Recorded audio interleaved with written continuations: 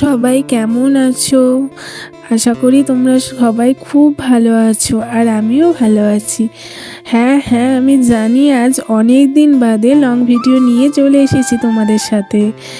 আজ আমি আর আমার বাবা মা মিলে চলে গিয়েছিলাম মুর্শিদাবাদের মা কিটেশ্বরী মন্দিরে। আজ ওয়েদারটা যেমন সুন্দর তেমনি মায়ের মন্দিরও সুন্দর। তো প্রথমেই এইভাবে বাবা মা মিলে নদী পার হয়ে নিয়েছি, তারপরে সোজাসুজি চলে গিয়েছি মন্দিরে।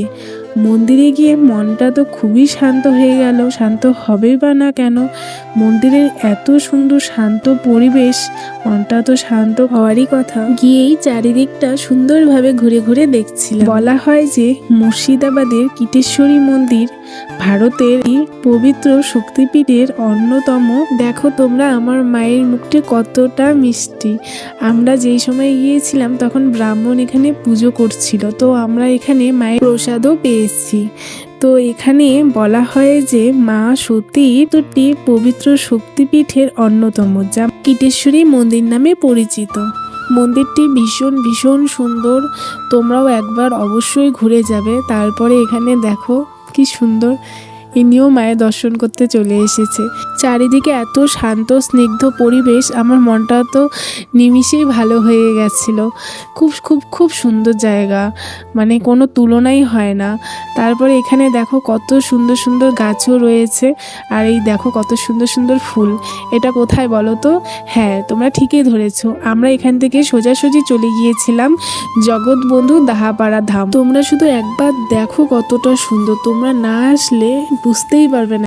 মনটা নিমিষেই ভালো হয়ে গেল। চারিদিকে এত সুন্দর সুন্দর গাছ রয়েছে, ফুলের গাছ রয়েছে। আর গাছ কার না ভালো লাগে বলো, বিশেষ করে ফুলের গাছ। তো দেখেই আমার মনটা খুব ভালো হয়ে যায়। আর তোমরা দেখতেই পাচ্ছ পাড়া ধামটি খুব সুন্দর। তো তোমরা কিন্তু অবশ্যই আমি তোমাদেরকে বলবো, তোমরা একবার হলেও মুর্শিদাবাদে তোমরা এই মায়ের কিটেশ্বরী মন্দির, দাহাপাড়া ধাম অবশ্যই কিন্তু ঘুরে যাবে। এখানে অনেক সুন্দর সুন্দর তীর্থস্থান রয়েছে, তোমরা অবশ্যই এখানে এসে ঘুরে যাবে, দেখবে তোমাদেরও খুব ভালো লাগবে। আর আমাদের এই ভারতবর্ষে এত সুন্দর সুন্দর তীর্থস্থান রয়েছে যে আমরা গর্বিত এই ভারতবর্ষে জন্ম নিয়ে।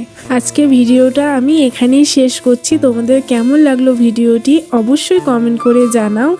আর তোমরা একবার নিশ্চয়ই ঘুরতে আসবে। জয় মা।